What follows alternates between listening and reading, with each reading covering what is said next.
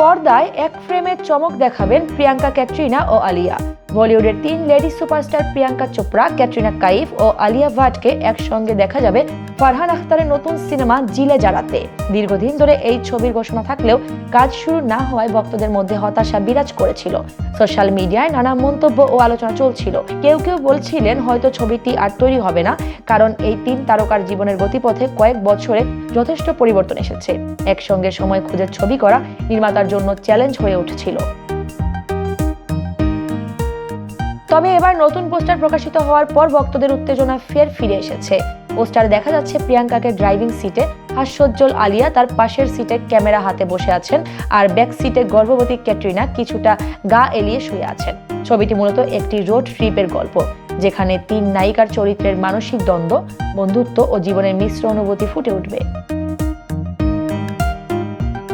নির্মাতা ফারহান আখতার আগে ডন 3 সিনেমায় মনোযোগী ছিলেন, যেখানে রণবীর সিং এর প্রধান চরিত্রে থাকলেও পরে সেটি বাতিল হয়ে যায়। এই জটিলতার পর তিনি সিদ্ধান্ত নিয়েছেন জিলে জারার কাজে পুরো মনোযোগ দিবেন। ফলে ভক্তরা আবারও নতুন এক সিনেমার জন্য অপেক্ষার প্রহর শুরু করেছেন। জিলে যারা শুধু বিনোদন নয়, বরং 3 নায়িকার বন্ধুত্ব, মানসিক দ্বন্দ্ব ও হাস্যরসের সংমিশ্রণে তৈরি একটি বিশেষ অভিজ্ঞতা। এই ছবিতে প্রথমবার একসঙ্গে পর্দায় 3 শক্তিশালী অভিনেত্রীকে দেখা যাবে, যা বলিউডের জন্য নতুন এক চমক হিসেবেও বিবেচিত হচ্ছে।